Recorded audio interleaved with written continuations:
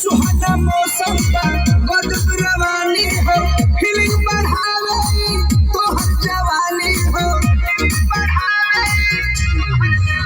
ऐसन भइल बाटे पहली बार, बस में ना बाजवनी हमार। काहे बाटे इतना दूरी हो, समझो हमार मजबूरी हो।